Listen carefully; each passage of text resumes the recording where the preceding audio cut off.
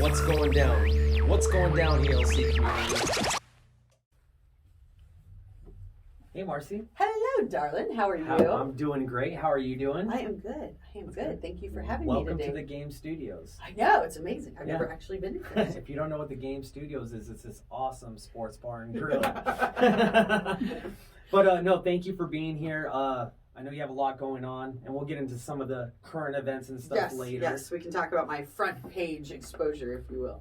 You've been on the front page a lot. Yeah, that happens. Yeah, it does. It does. Especially when you're doing right for the community, too, which is what we kind of want to get into first. First couple things I want to talk about is kind of a 2020 review. We're over 2020. It's the new year now, finally. Restaurants really took a hit. Yeah, and, 2020 was rough. 2020 was rough. And so I kind of wanted to talk to you a little bit about your situation and what it was like just strictly being a restaurant owner. I know you're an entrepreneur, serial entrepreneur, have a lot of different businesses. But as far as the game was concerned, what were some of the main struggles that you had to deal with in 2020? I think this is the same for restaurants as it is for almost any business. The hardest part of 2020 was you didn't know what was coming. You didn't know how long anything was going to last. You didn't know what was coming. I mean, when we got shut down, March 16th, they said 2 weeks, and then 2 weeks passed, and then it just kept going. And nobody knew, were we ever going to open again? What are we going to do? How do you plan for that? How do you reassure your employees? How do you take care of your employees? We had no idea. And I think that's, one of the companies we had that is the hardest hit and still certainly being just slammed all the time, just killed, is catering. So catering is a huge piece of what we do. And, the last catering we did was March 14th of 2020. Wow. We're shut down. Right now, we're shut down. There is no light at the end of the tunnel. There's no hope. Weddings are not going to come back. Conferences are not coming back anytime soon.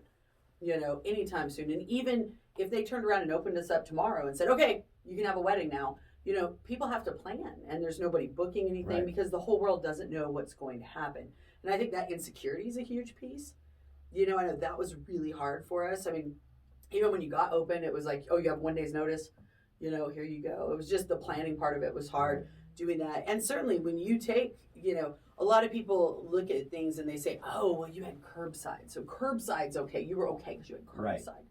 So for most of the restaurants that I've talked to that were fully functional indoor dining restaurants, the guys with drive-thrus, those guys like Chick-fil-A, they're fine. They're definitely fine. They're definitely fine. We were there yesterday. Yeah, and they're amazing, and they deserve to be fine. They're amazing. Right. But, a lot of the full-service restaurants, the biggest thing for them, and I talked to a lot of them in town, their gross revenue that they generated was just about 15% of what they normally generated. So even then, you still have your building costs. You still have your electric bill. You still have your staff. Yes, you don't have your front of the house, but your back of the house are the expensive ones. You still have cooks. You still have food. You still have all that. And then not only that, but the food costs went up because those guys weren't making as much. So they jacked the food up because the trucks are empty. So now it costs more to bring us a truck, et cetera, et cetera. And it was just all over the place. I think people don't understand, when you break it down, the ridiculous too. Say it was a 15%, the way you kind of heard the average. So you would have to be bringing in $1 million before, and you hit 15%. That's only $150,000. Mm-hmm. Your building costs alone, probably just to flip the lights on, is around $40,000 to $50,000, and now you're not even getting into labor and entertainment and food costs and all that. So and tax and everything. So you can't. There's no way possible to make it. Well, not only that, but remember, also in the middle of all this, every business owner had to pay 2019's taxes in the middle of the pandemic. So there's all this money that you normally earn and pay off as you go. That's fine. And people say, well, you didn't save the money for your taxes in 19. No, nobody does that. It's called cash flow. We can't do it. Yeah, you can't. But, in the middle of that, we had to pay all those taxes, and all your licensing fees and all those things. So it definitely was a huge challenge. 2021 is not looking so optimistic right now. I mean, we hope that with the vaccinations and everything else going around that we'll get back to something bigger than 25% on a patio. But you never know. And I think that's the hardest piece of it is that, for catering, my staff came to me the other day and they're like, what's the plan, boss? What are we going to do? And they're looking for leadership. And, for the first time in years, I've had to tell them, I don't know. I don't know what the plan is. That must have been difficult too. Yeah, saying, because I don't know. We cannot plan our own future. We are no longer in charge of our own destiny. Our destiny is now regulated by someone in government. You know, whether you want to blame the governor, whether you want to blame the president, whether, you know, you want to blame China or not blame anybody, you know, however you want to do it. Someone else is in charge. Somebody else is in charge of creating the rules and regulations that we have to live by, and we definitely don't get to be in charge of that. Now, for your employees, for the sake of the employees, now I know you personally, you didn't let any of your employees go. You kept them on staff, which is absolutely fantastic. I know a lot of business owners try to do the same. So for your employees, was it difficult with your employees coming to ask you, should I leave? Should I just go claim unemployment? Like, when are they and I will coming say back? some of our, you know, a lot of our front of house staff, when the shutdown happened in March, you know, we waited a little bit and they came to us afterwards and I said, hey, should we go, you know, claim unemployment? I said, you need to do what's best for you. You know, we offered rent assistance, we offered those types of things because our goal is that none of our staff would be hungry, that they would not be in jeopardy of losing their homes, you know, their apartments, their cars, their bills could be paid, and that their children. I mean, a lot of my staff, you know, I've got one cook that's got 5 kids, and he's not unusual. You know, a lot of my staff, there are children that have to be taken care of, and that was the piece that was really important to us, and that's why we did the big grocery buy. That's why we put out the rent assistance. We were even through our charity able, from an anonymous donor called us, and we were able to offer utilities assistance to you know, anybody that applied for it in the server industry, in the service industry, and so we were able to hand out a bunch of that.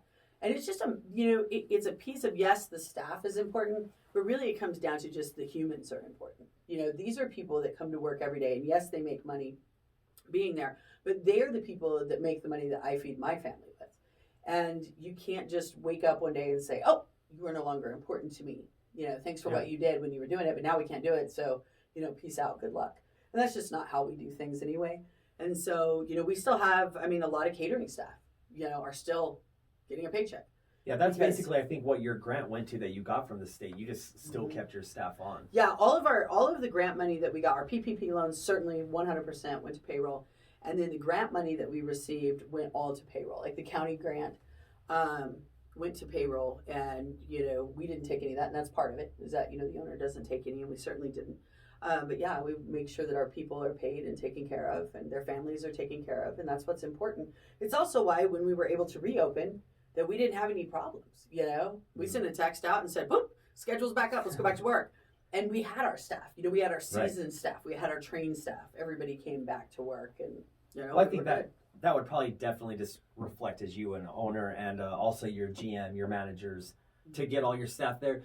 With the smaller businesses in town, not businesses, let's just keep focused on restaurants. Yeah. With the smaller restaurants in town, we see them closing every day.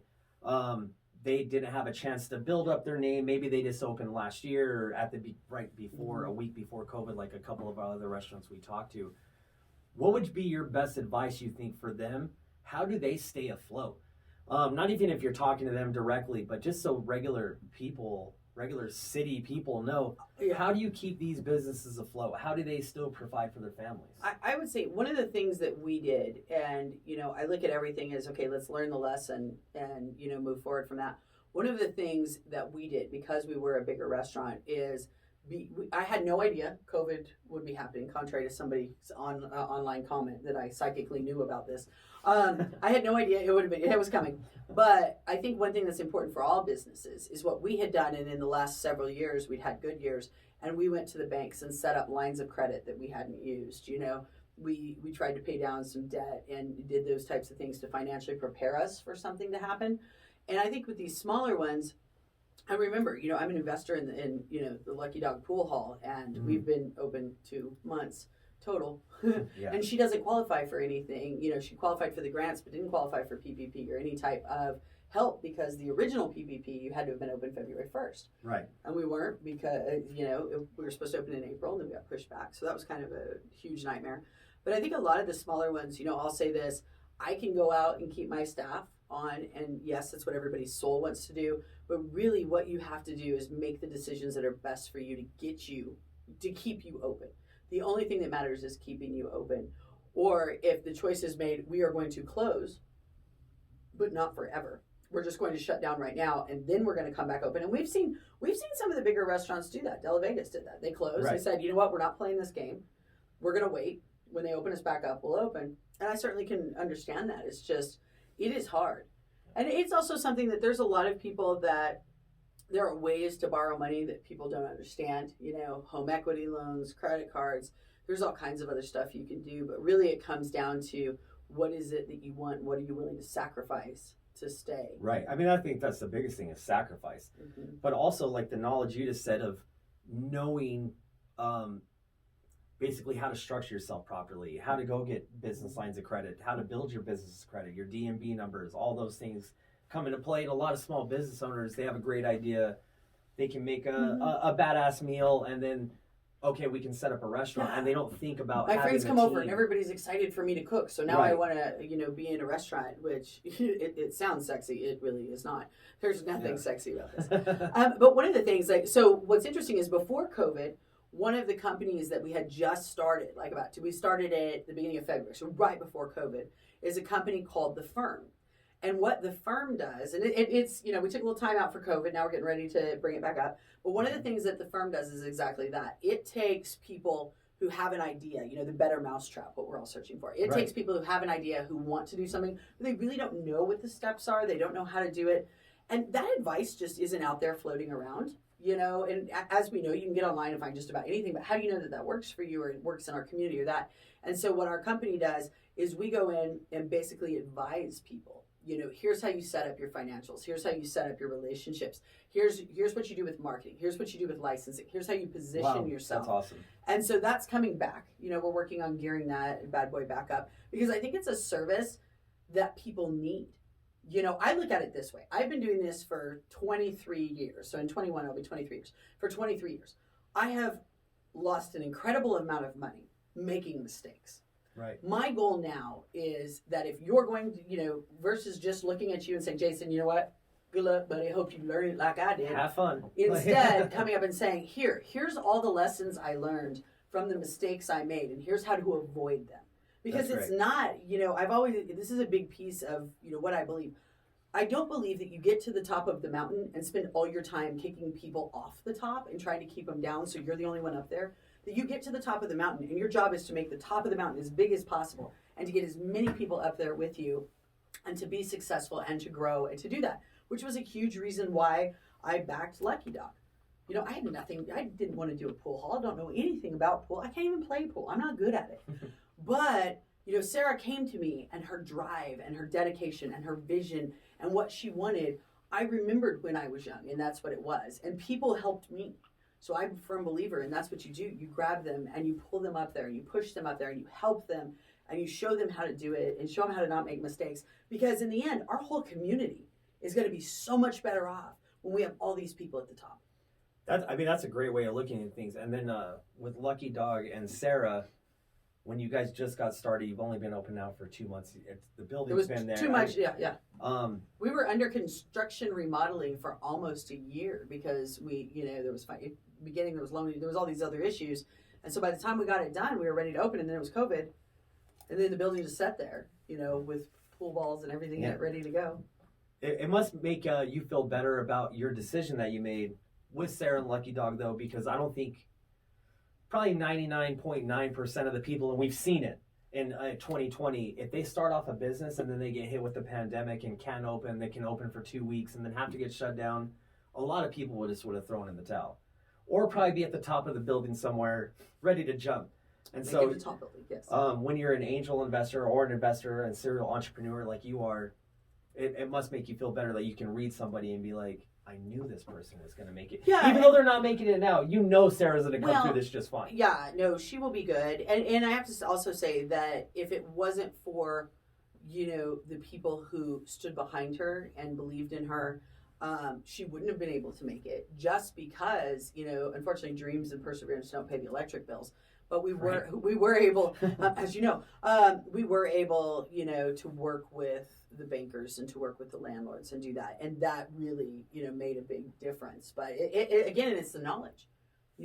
I knew we could do that because I've done things like that before. And Sarah didn't know we could do that. So, we went in and said, hey, here's what we've got. What do you guys want to do? And that really helps. So it's that knowledge base that really makes a difference. And I think it's really important for smaller businesses, and especially if you're just starting any type of business, if you're just starting, and I certainly did this when I was just starting, is you find a mentor. You find somebody who will be your advisor, who you can talk to, who you can ask. I still have mentors.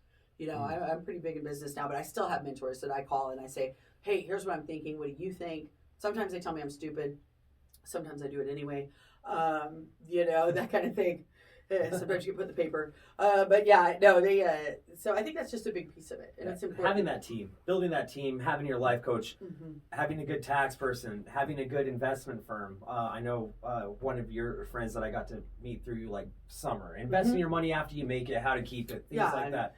And so this firm thing I'm really interested in and we'll talk about it after the podcast, because I really think businesses need to have a team or there's no way you're going to They absolutely do. And you end up spending so much wasted time, effort, and money on people that really can't help you. Yeah. You know what I mean? And instead of having that, you need to have people that are already built together. They already know what to do. And that somebody else has already been down that road, guiding you down that road, or else you don't know. You know, you don't know until you get a letter in the mail that says, hey, you didn't do this. Yeah. Now, I want to go into something a little bit different, a little bit of politics.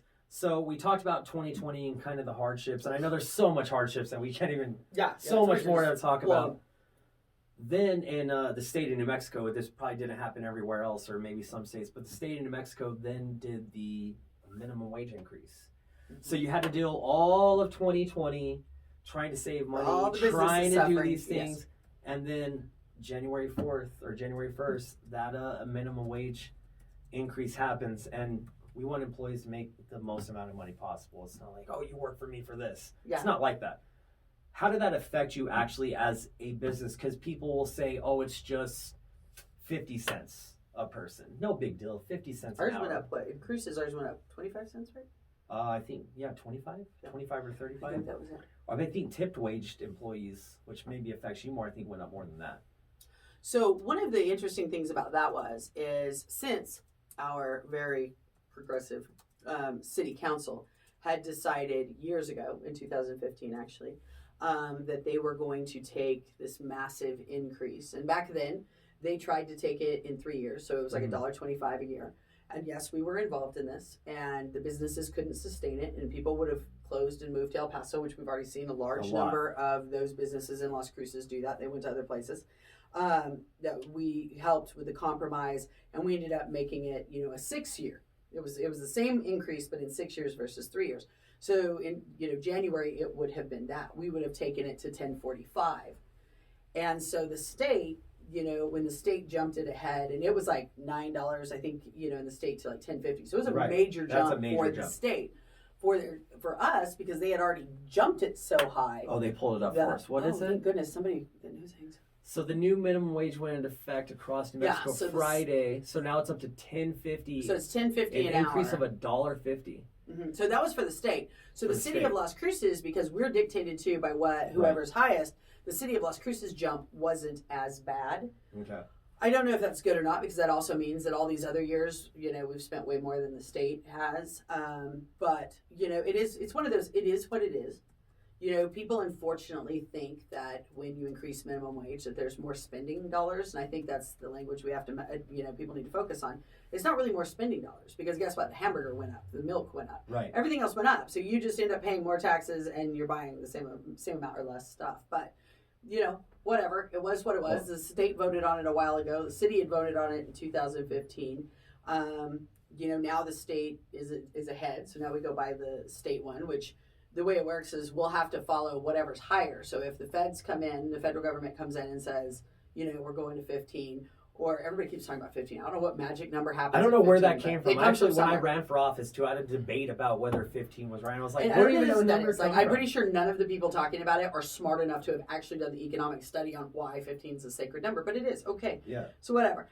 So if the feds do it, then we have to go with that. If the state does it again, we have to go with that. Or if the city does it. My personal opinion, and I'll say this because I wasn't against an increase. I was against an increase that was too fast, that we couldn't keep up with. But my theory is, the economics of New Mexico are not really that different no matter where you go. Like in New York, if you live in New York City or you live in the middle of nowhere, New York, right? Those costs and that cost of living is drastically different. Yeah, it's a complete Here in New Mexico, our cost of living is about the same all the way through the state. So I don't think the cities should have anything to do with this. I think if the state's going to set something, the state sets it. There we go.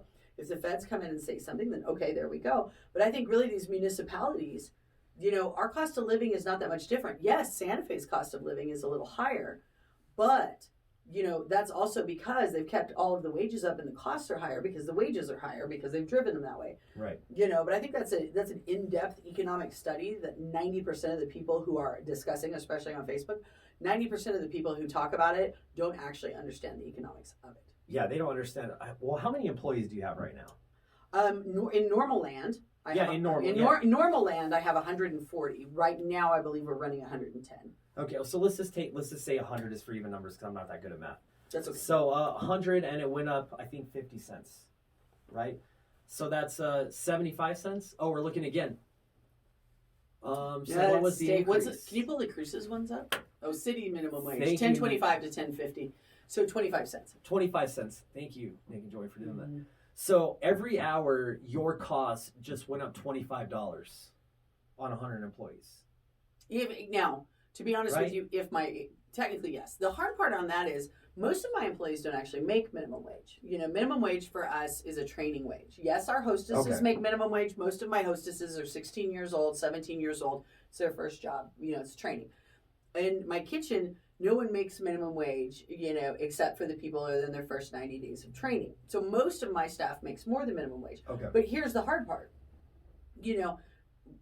December 31st, the person that was making $12.50 an hour was making, $2.25. Did you see me struggle with the math on that?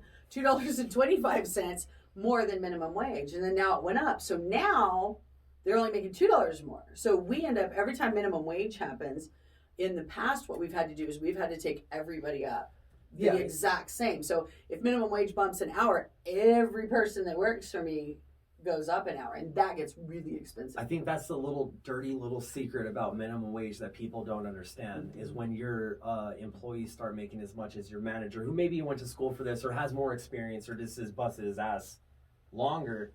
Yeah. Now they start making the same. Well, no. Or even the seniority part. I mean, I've got guys that work in my kitchen that have a leadership role in my kitchen, and they've worked for me since we opened the game. So they've worked for me since 2008. Yeah, 2008, and you look at that, and it's like all of a sudden these guys and the guy who just finished training and did that and that are about the same. So you have to keep everybody. The wage has to merit how long they've been there, them working in that. Now that's not. I'll tell you right now. This is not a good business practice. It is not. The big boys, you go to any investor, any business analyst, anybody, and you say, well, I'm going to raise all my employees equal to what the minimum wage is so I can keep the differentiation the same. And they look at you and tell you you're an idiot. They're going to laugh. Yeah, they're like, this is a bad business practice. You just don't do that. But we do it. We do it because I feel that's what, yeah, I feel like that's what's fair, to the staff. And that's also how we keep our staff. Because, we have very low turnover, and there's a reason. Yeah. I mean, it's just crazy, and just everything that's going on. One of the craziest things, and pretty much the main reason why I want to get you on the podcast, is everything, the hardships and everything that you've gone through in 2020. I don't give a crap whether you're in Las Cruces or you're in New York, Florida, Oregon. It doesn't matter. Everybody's went through hardships. But there's been some people that took that hardship and turned it around. I know a lot of the stuff that you've gone through in current events this whole last year, and I've asked you off the podcast, we won't talk about it now, how you kind of dealt with it, because I don't know if I could deal with it.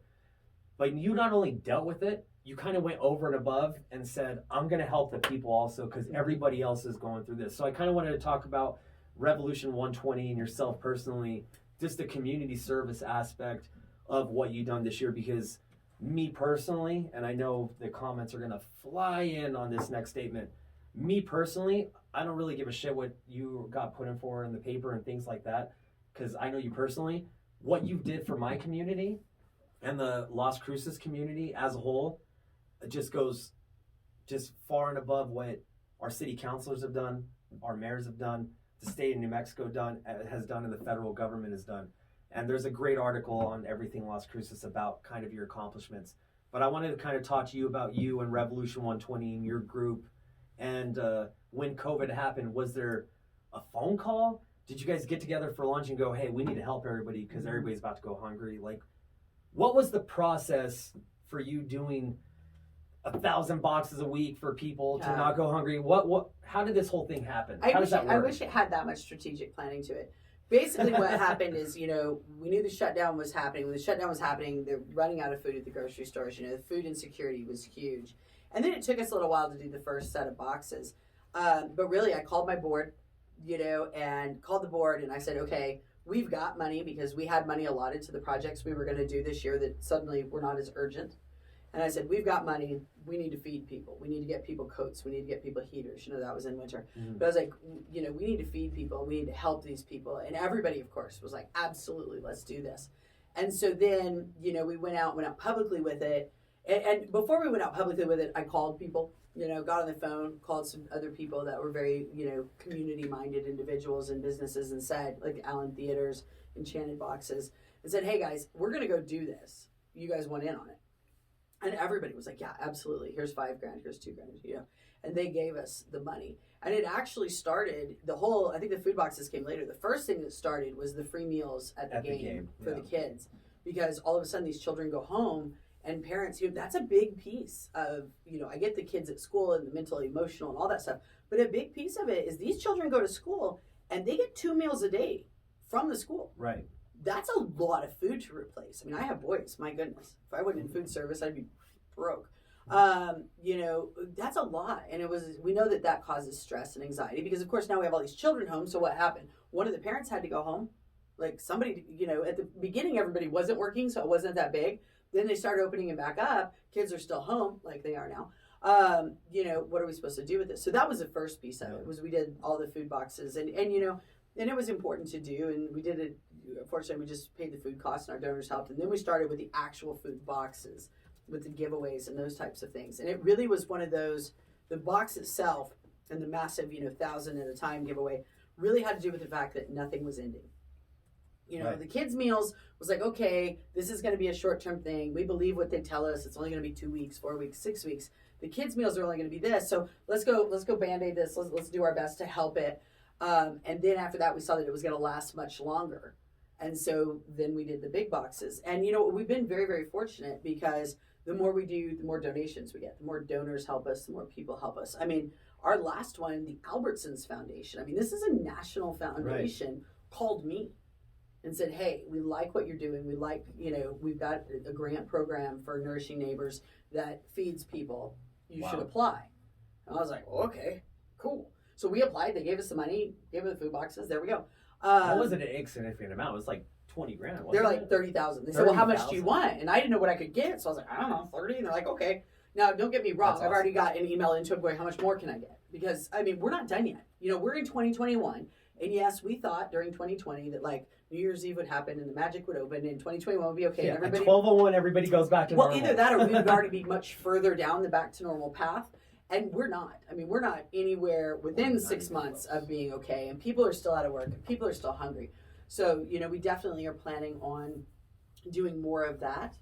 Doing more food boxes, more things in 2021. We're going to expand our scope and go down south, kind of like you came with us the last time. Go down south and do a lot more down there because those colonias and those poor communities are certainly hurting. And we need to be there to help them as well because Revolution 120's responsibility is Doñana County. And there's a lot of space in Doñana County. And we need to make sure that... The biggest county in New Mexico. Yeah, that we're doing our best, to help those people. And I think that's important. And you know what? You brought up an interesting point. When you said that I was out doing it. And a couple things. First of all, people, I have a lot of people that attack on Facebook. And they're like, well, you just do it for the publicity. And it's all about you and it's all about you. And I think what people forget is I run a charity. I am no different than La Casa, Jardín de los Niños. I am a nonprofit. I am a legitimate 501c3. I run a charity. My job is to create donors and take those donors. I'm kind of like Robin Hood. I'm going to take from the rich and give it to the poor. And that's what we do. We get donors to pay for things and we go give those things to the people that need them. And we're the conduit for that. And because of that, it requires publicity. So our publicity is getting it out there, telling people what we're doing so that the 1,000 people can line up. Can you imagine if we didn't do any publicity? Nobody would be there. I just have all this food. And I think that's really important. And some people miss that. It's like, no, we are a charity. This is what we do.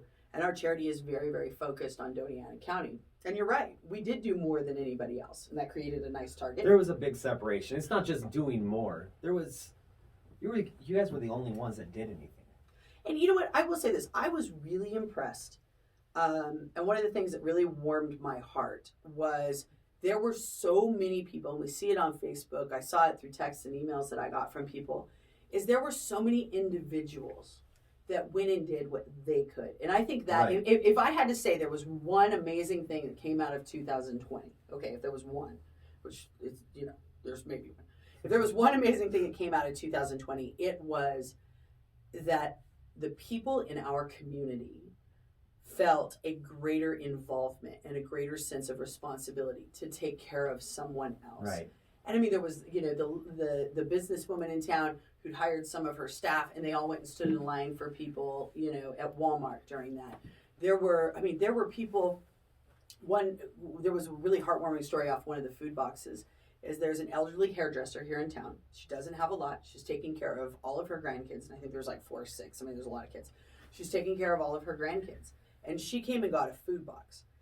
And when she went home, and it had flour and it had beans and it had that stuff in it. When she went home, instead of keeping the contents of that food box to herself, she made big meals, a big amount of meals, and sent her grandchildren out to the neighborhood to give those meals to other people who had less than her.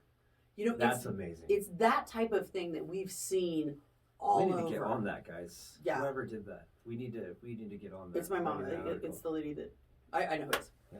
But and it's those types of people. It's the people that didn't have much and they still took care of others. It's the people who did have a lot.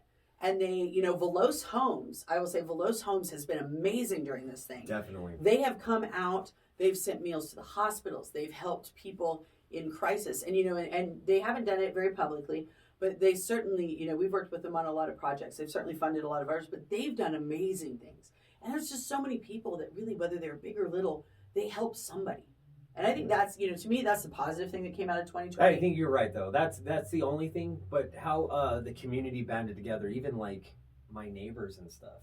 You see people, hey, are you all right? Hey, do you need... Hey, can I go to the store for you? Yeah, it was really neat to see in a face of adversity, everybody banding together. Yeah. Which says a lot for our future. If we can just keep this momentum going, even when coronavirus is done, we can actually make some real viable and I think, changes our community's always been very generous, but I think it's just everyone's suddenly, people really felt more personal responsibility for the condition of their neighbor, if you will, and that they could do something.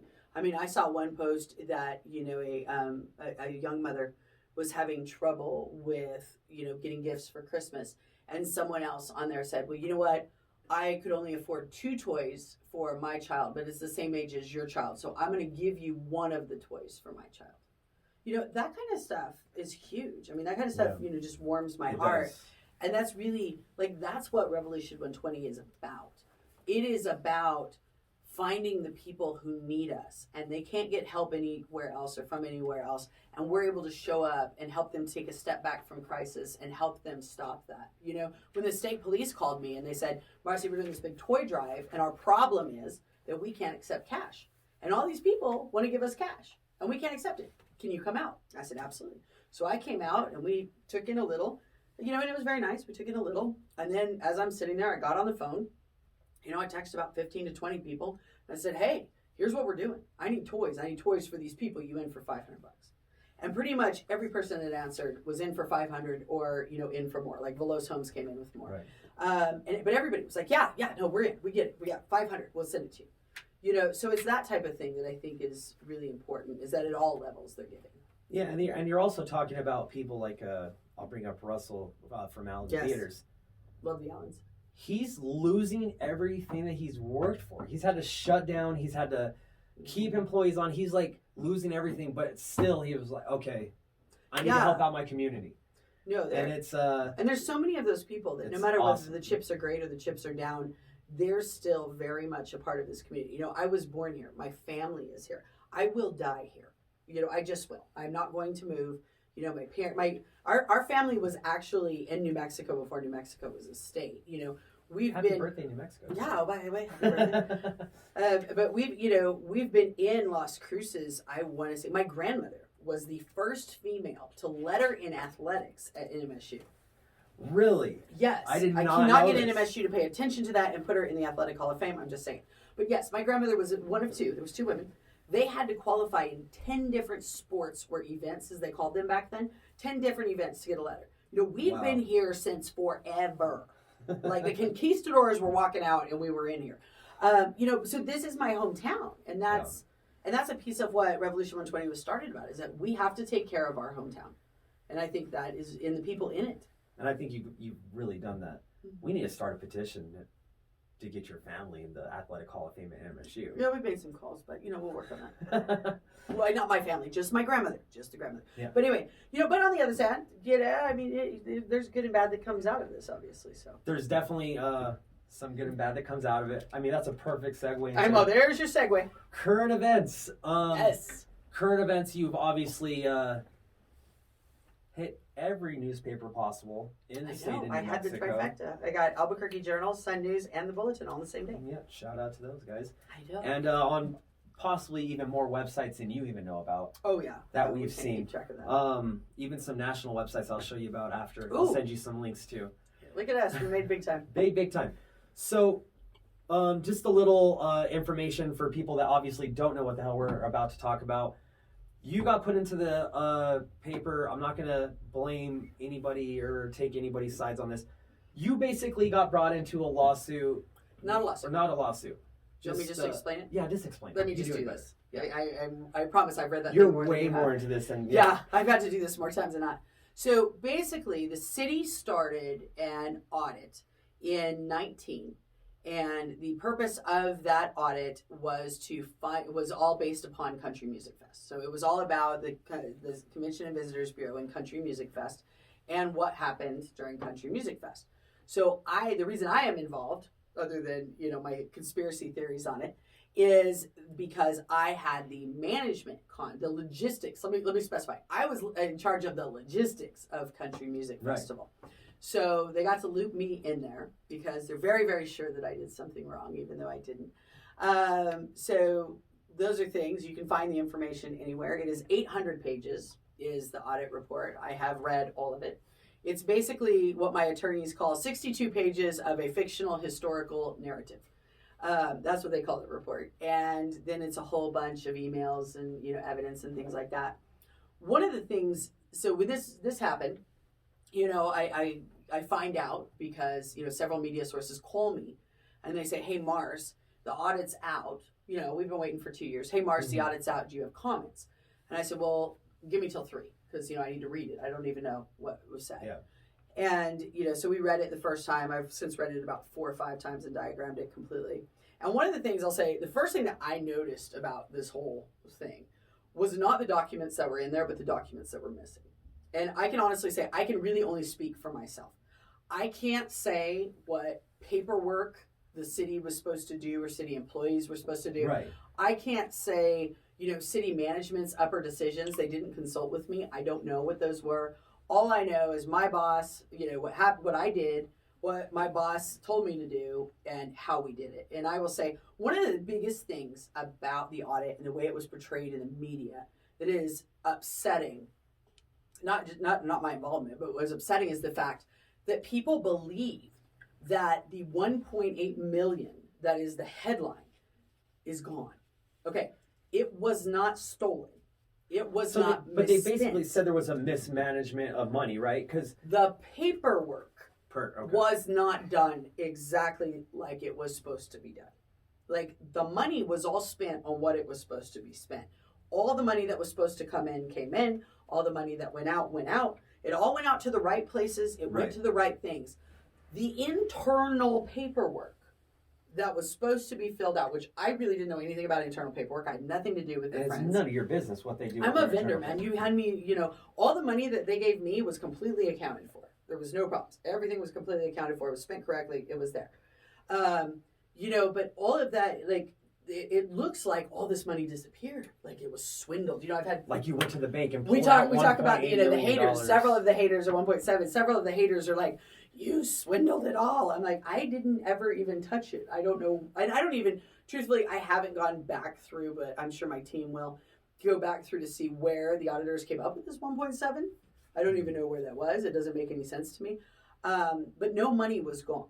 No money was mishandled. As far as our part was, we received $110,000 from the city every year to pay for, lights, artists, to pay for lights, to pay for porta potties, to pay for fences. I mean, you were at Country Music Fest, catering. Right? Well, I'm on the list too. So. Yeah. Oh, are you? Oh, cool. Yeah. Welcome to it. You can sit next to me at the defense table. But yeah, no. So we had certain things that money was supposed to be paid for. And all that money was either paid to those items or it was given back. And it matches to the penny every year. Then the $15,000 that they cite that they paid me for, yes, I did receive at the end of the contract $15,000. But that $15,000 didn't go to me. It came to my company to pay for all of my employees' labor that worked Country Music Fest. And, it was fine. And all of our money is documented. Everything's clean. There you go. Most of, all the pages are all about what happened internally with city reports, city filings, city paperwork, city up and down. I don't know anything about what the city does. And I promise you, if I was in charge of it, it probably would be a whole lot faster, easier, and smarter than what they do now. But, not my deal. I don't run the city. I don't want to run the city. Don't care. But, that's what that big piece was, is it's all this paperwork. And just the way that they make it sound, if you look at the headline and you read you read the conclusion, the historical fictional narrative, you read the conclusion, it looks scary. But it's really not. It's like, I don't know where they're getting all this. And other than, I will say, here's my conspiracy theory. I believe the accounting firm was hired first, and it was $75,000 spent on them. They came back, and then they paid another $150,000 to them to do a more in-depth audit. I don't know if they didn't find anything or what they wanted, but I do believe that if you're a firm and you're paid $225,000 and you're given a narrative, from the people at the city that decided to produce that narrative, you're given a narrative, you're going to go find that narrative. And when we looked at all the missing documents, the reason those documents were missing is because they didn't support the narrative. They said, no, this didn't happen. Well, if you don't have that document, it looks like it happened. So, that's what's happening. Sad part about this thing is this total contract was worth, at 3 years, at $15,000, $45,000 to me. Okay, that's the total my company received, $45,000 over 3 years. We anticipate the legal costs associated with this will be anywhere between $40,000 and $100,000 just to defend it. Yeah, that's intense. And, and the sad thing is the world is like, well, but if you're innocent, they will determine you're innocent. No, it doesn't work that way. No, you got to pay for it. If you're innocent, you got to bring your big attorneys and you got to pay for it. You got to it. prove your innocence. Yeah. The other crazy thing is just you getting them doing this audit and then bringing you into it. And I know my attorney's watching this right now. I'm not going to say anything crazy. You already instructed me today. But like I said, I got brought up on that list. Well, I didn't get audited or anything. We supplied advertising and banners. They paid the amount that we gave them. We were the cheapest bid in of 3 local companies, and we got it. What we do with it after that is whatever. If I want to take that money and throw it up in the air and dance around naked, I can do whatever the hell I want with it. I was the cheapest. You guys got your service, and that's the end of it. But since it's Marci Dickerson, we got to just drag her through muddy waters all the way up to the podium. It is a lot more fun to do that. And, like I say, my theory on it is that it definitely has to do with what we talked about earlier. And, one person commented on Facebook, they said, well, this started in 19 and, Marci's stuff is in 2020 at my charity work. And that's not true. My charity work we founded Revolution 120 in 2017. We started in 18. And, our charity work was huge. Very massive. And I will say this. So this is just my business theory on this audit and all these allegations. So this happened, we'll just say, so the activities happened between 2015 and about 2019. That's about the actual time span. The audit doesn't say that, but that's what it is. So during 2015 and 2019, was anybody watching? Where was the city management? We have a lot of management in the city. Lots of management. We have purchasing. We have city managers. We have, and I would like to clarify, I am not speaking ill of the current city manager. I do not know him. He was not here. It is not his fault. He just got put in. This is not about him by any means. But Our city attorney was here for most of the time. Our assistant city managers were here. Our, other than 2 of our city councilors, the rest of them were here. Our mayor was here. If all this actually happened the way that this audit says it happened, was everybody taking a nap? Why didn't you see this? They all were at Country Music Festival. They all walked in the front doors. They all were in the VIP area. I promise, I saw them. We have pictures with all of them. I do. You know what? I do. I have lots of fun pictures that are going to come out in this. But, where were these people? Why didn't you notice this? Phil Sanfilippo, running the Convention and Visitors Bureau, did not exist on a different planet. He did not live in a hole. There were meetings constantly. They always talked about this. Lots of meetings. So where were the rest of you? If this really happened the way they're alleging it happened, and I don't think it did, but if it did, where was everybody else? Right. Because I guarantee you what, it's not going to happen in my company for 4 years and I don't notice it. Yeah, you may get a week or 2. You may even get 1 year if you're really sneaky, but it's not going to be 4 years. So if you were, because you're a serial entrepreneur and a business investor, venture capitalist, or whatever cool idiot. term you We'll want to just call it an idiot. Yeah, we can call it that. That's how I feel, not about you, but about No, myself and my investments. So if you're in New York City, Marci Dickerson and company gets hired to come into a business, not the city, a business where they had 4 years of mismanagement, not doing paperwork right and everything. Wouldn't you fire every single person that was involved and start over? Wouldn't you tell that business owner that hired you as a consultant, get rid of everybody? I'm not saying that I wouldn't. Oh, no, you're not saying that. I'm saying No. I'm That's with you. completely me. I think one of the first things you do is you look at it and say, okay, how bad was the sin? Is this a paperwork issue? Like, did we just not file the right report, or did we really have malice? Did we really do something bad? But not only that, every person in the chain of command should be responsible. Every one of them. And this is how we do it in our company. I'll talk about my company. This is how we do it. We have a very, very strict hierarchy. The hierarchy is always reinforced. And as I say this, can I say that shit? Yeah. Shit runs downhill. Absolutely. It absolutely does.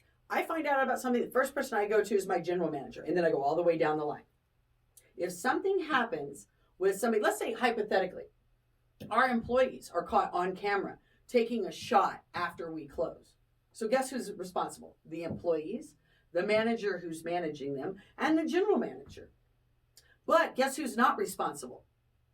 The liquor salesman that sold me the bottle that they drank. That's what they're doing with the city. They're trying to go out to the vendors. They're trying to go out to the vendors and make the vendors responsible for city paperwork. If my manager, here's another one. My managers are required every week to enter into a spreadsheet that is, watched and monitored and checked several times, multiple times, when those beer invoices come in.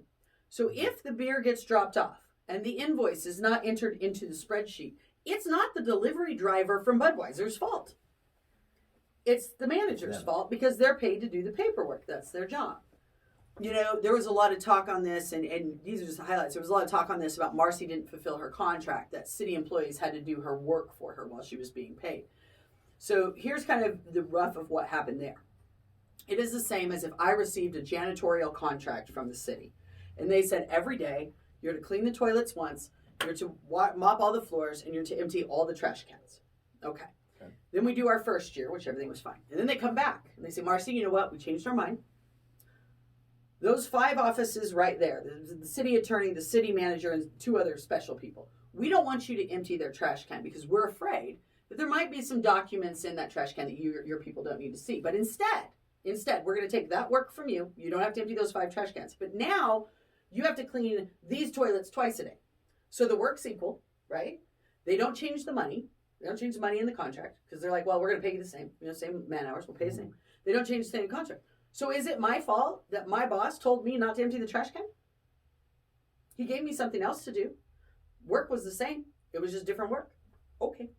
That's what they're talking about. That's a great explanation. It's basically that in a nutshell. Like I say, we went up and saw our attorneys yesterday, brought 457 documents with us that pretty much clear this up nicely. So really the future is just going to be, I'll tell you this, and people ask me, what do you think is going to happen?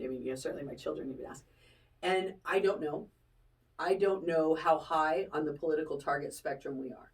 I anticipate that it is now at the Attorney General's, if this is going to be a political assassination, which I think it is, then yes, the Attorney General will. In New Mexico, you can indict a ham sandwich. Everybody knows that. Because that was my question. And in the couple of the news stories, and they just pulled it up for us. Thank you guys for that. I mean, is this a political witch hunt? Mm-hmm, absolutely. I mean, I agree with you. Let me rephrase. My involvement and my name in there is a political witch hunt. My name in there is a very targeted witch hunt. Whether the statements about whether or not city paperwork was done and the city people, I can't tell you. I don't have the knowledge to have an opinion on it. I know what I did. I know what I was told to do. I know how I did it. And I did it fair and ethical every single time. And it was totally within the confines of what I should have done. And so my part is a witch hunt. Whether or not the Attorney General decides to follow through with this, we'll see how much the people in Santa Fe hate me. You know what I mean? Or are targeted toward me. I do not know. And we'll see. Well, I think you're going to come out of this just fine. I think the other people that are involved is what's going to happen. But who knows? And we don't know. I just thank you because, again, speaking for myself, I know if this stuff was happening to me when I'm trying to do all this stuff for the city, I would like to give some people the finger. And you just keep going. You just keep chugging along, making it happen.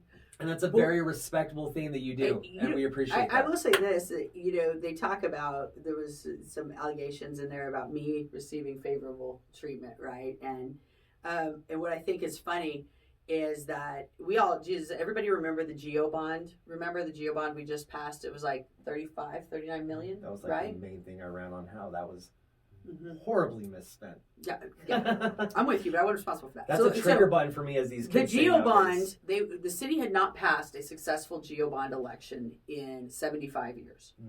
And the way it works is the city can't actually advocate for it. They can only educate. So they usually go out to private citizens and they form what they refer to as a blue ribbon committee. So they've had that before, for school bonds. Every bond has it. So the city decides that this time they're not going to fail at the GEO bond. They want to win. And so they go out to find someone to handle the campaign for the GEO bond and to make sure that the GEO bond wins and place all the ads, design all the ads, raise the money for the ads, pay for the ads, and do all those things. They picked me. When we were done, the city GEO bond won. It did. It absolutely won. Whether they've spent it right or not, I'm not responsible for. We put on, and they picked me. I did my job. That job cost me personally $14,000 because at the same time they were fighting about minimum wage and taxes, and the business people didn't want to support it. But I supported it because I agreed to do it. So I wrote a check to the vendors for $14,000 for advertising to make sure we won, and we won. Amnesia. Yeah. And now all of a sudden they're squabbling over having a big attack. Over Country Music Fest, something that they were a witness to every single year. Well, it just goes back to mismanagement and them not doing it right. The same as that bond. Yeah, and why is it my fault? Yeah. Well, thank you for coming on and doing this. Thank you for having me. No, it's just been awesome. Obviously, we definitely want to have you in again and just be able to talk with someone on a normal basis and get your word out, because when the Sun News, Albuquerque Journal, and shout out to those guys, but when they only put a paragraph about what your actual verbiage on like I say, there's a lot more to it. And I've said to many people before who've, fabulous Facebook haters that are like, well, you deserve it or this. I'm like, don't believe everything you read, because this is definitely a narrative. And this narrative, this story was generated with a very specific set of documents to support that story. And that's certainly not the entire story. Yeah. One, actually, the main thing that we get messaged on you about whenever we do a video or in any of the comments or anything like that, what the main thing I get mentioned is? And I know we didn't talk about this before. I throw Marci completely off guard with all these questions. That's okay. Is Marci doing this because she's running for mayor? How many times do you get asked that? Oh my gosh, I get asked that. And let me ask you this, not only how many times do I get asked that, how many posts have you seen, and this goes back to my conspiracy theory, how many posts have you seen where they say, why is Marci doing this? Where's our city councilors? Where's our mayor? Where's our city? Why is Marci doing this? Right. That is the purpose of this. And no, to answer the questions, I am not running for mayor. First of all, I live in the county. But you know what? Do we have And a I second? know that. Do we have a second to talk No, politics for a second? go ahead. We have all the time. Unlimited time? We have unlimited Let's time. talk a little bit about politics here, because I think it's important. Not this witch hunt, but here's my thought.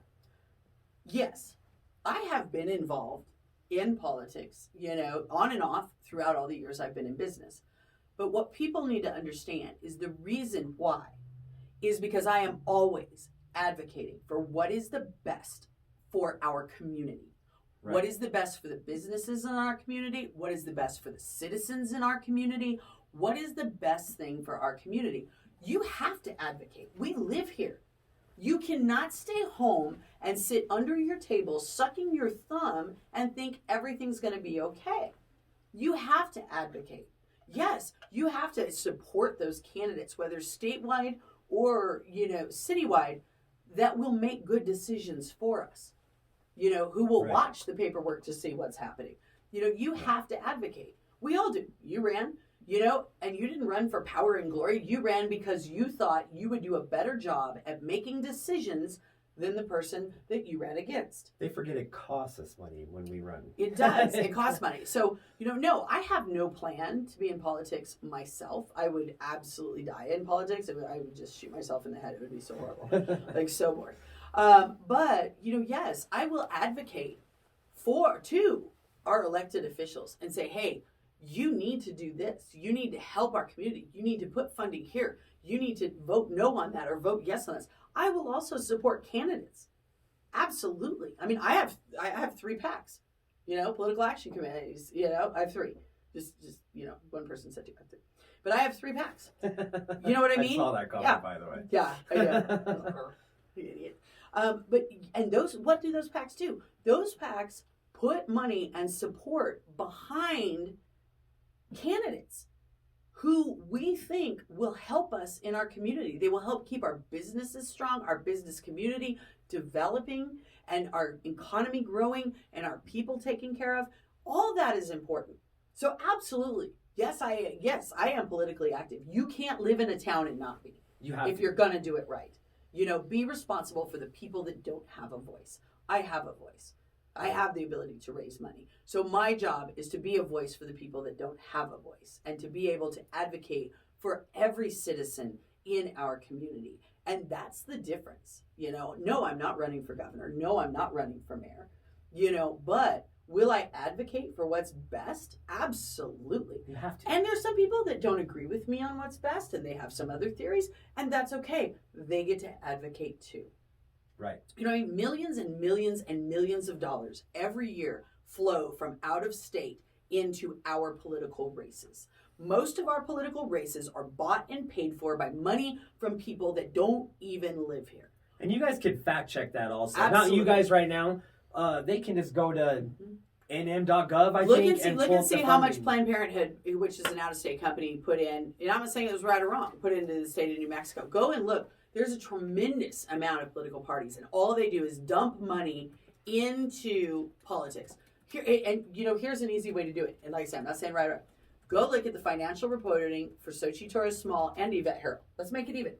Go look at that and see all the people that came from out of state. But here's my theory.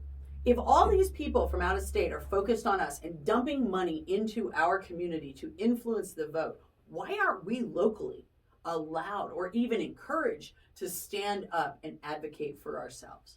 Why should a big corporation out of California, New York, or somewhere else be the ones who get to decide what's best for our state? Why aren't we the voice? Yeah, Why on don't either we side. get to? On either side And of it the doesn't aisle. matter if it's Democrat, Republican, it doesn't matter. Whatever it is. We have to decide it here. We should be able to advocate for what happens in our state and in our city and in our county. We should be able to get to have a voice.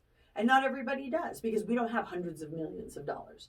But you know what? If we do it right, we don't need them. But we should get to, versus people chastising us because we do. No, absolutely. 100%.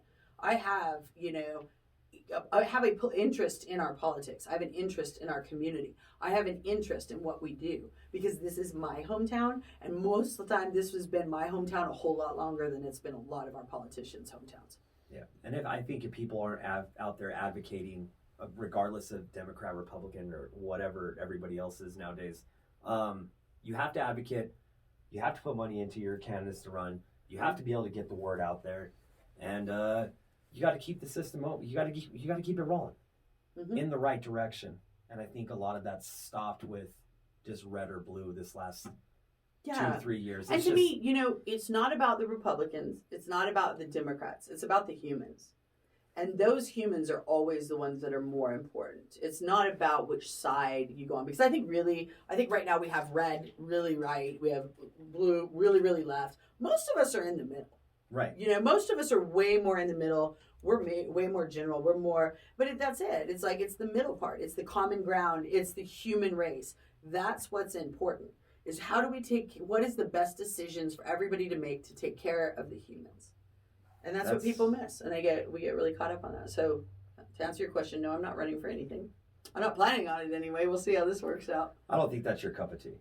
It really isn't. And I for a mayor, I live in the county. Yeah. Well, and plus, you did a lot more than our mayor did. And that's me saying that, not anybody else, not anybody here, not anybody associated with anything that I'm doing. And I think if you got tied down to that position, I don't think you'd be able to do the things. You can do a lot of things you want to do when you're. And here's the number one reason, like I say. So this audit is all about paperwork and paperwork not being followed and correct procedures not being followed. I've been an entrepreneur for way too long who creates, the rules to be able to step into a mayoral or a political position and have to run by all those rules. Because you're right, you can get a lot more accomplished when you're not the mayor than you can when you are the mayor. Yeah. And I have the freedom to do it, which is fabulous. Definitely. So 2021, what can we look forward to from Revolution 120? Anything new coming up? Both the games are open right now. That's awesome. Yeah, we'll take it. So R120, what we were supposed to do this year, and this was one of the big projects we were supposed to start last year, and then of course that was pushed back because you can't fundraise at this level, is what we are looking at right now again is we are in development for doing some financing. So we have a big problem with homeless teens, okay? Not just runaways, but homeless teens. People that are from 16 years old to 20 that, are either aging out of the foster system or kicked out of the foster system because they can't find foster parents. And they don't have any place to live. They live on couches, they live in cars, they live on park benches. But the problem is, the reason why they don't have any place to live is they don't have an address, they don't have credit, they don't have money for a down payment, they can't get a job to make enough money to pay rent. Because rent in this town is really expensive. Right. A single room apartment right now is like $575. Like, can you imagine being a kid, you're working at Walmart and going to school? Like, you can't afford that. So what we want to do is we want to come up with, and we're working with FYI in discussions, we want to come up with what I call teen pod housing, basically. But we're not sure the form it's going to take, but it pretty much would be very small, almost like dorms, but like apartments kind of thing. A very small apartment that these teens would rent for $50 a month so they can build their credit. It does have oversight from an adult. So if you're 16, there's still an adult checking on you. They're not living with you, but they're checking on you. There's policies, there's procedures, there's that kind of stuff. So what we had done before 2020 shut down and what we're working on to get this project done is we found a builder in town. Austin Tharp is his name. Wonderful. And we talked to Austin and he agreed to build us a house. And the profit, we're still working on the profit or the total from that house, right. Will be contributed to this cause. So it'll kick it off at about $120,000. We'll raise some more, and then, we'll build it, and then FYI will take over the, running of it. So that's what we were doing. Whether or not we get to do it in 21 or it pushes off to 22 has to do with what the state's doing with the funding for the actual operations. It also has to do with what's our economy doing. Like, right now, we can go out and raise $20,000 to $30,000, but I've got to raise $300,000 to $400,000 for this, and our economy can't support that right now. So it'll probably get pushed off again, but it's certainly something that's very near and dear to our hearts. As you know, we did the teen center the first time, and now we want to expand it and give people some more options. And that's great. So we're kind of waiting on that. We'll see what happens, but if not, we will keep. We certainly are going to keep doing food boxes. We just wait and see what our community needs, and then we show up with that and try to help some people and. Make sure nobody goes hungry. That's, it's a big piece of it. That's the main plan, right? Yeah, right there. Take care of the community all the time. You're definitely 2021 is going to be a long year for everybody. Yes. Hopefully we all come out on top. We all made it through 2020. I mean, we're all here. That is true. That's true. So We're there's still a lot here. of crazy things going on. But again, thank you so much My for pleasure. coming on. Again, thank you very much And, for thank you allowing for, me the opportunity. Yeah, thank you for supporting us in the game studios. A lot of people don't understand that you support a lot of small businesses like us as well. We tried. So thank you guys for everything. Thank you to the game, Revolution 120, all the people that couldn't be here with us today. And Happy New Year, guys. And check us out next Saturday on the What's Going Down podcast, again, sponsored by The Game Studios. And even though she's here, we're going to pretend like she's not. Marci Dickerson over at the game, Revolution 120. Big shout out to Digital Sound Solutions, Digital Solutions. And that's what's going down in our town. Thanks, everybody. And thank you, Marci, for being here. Thank you. So happy to be here.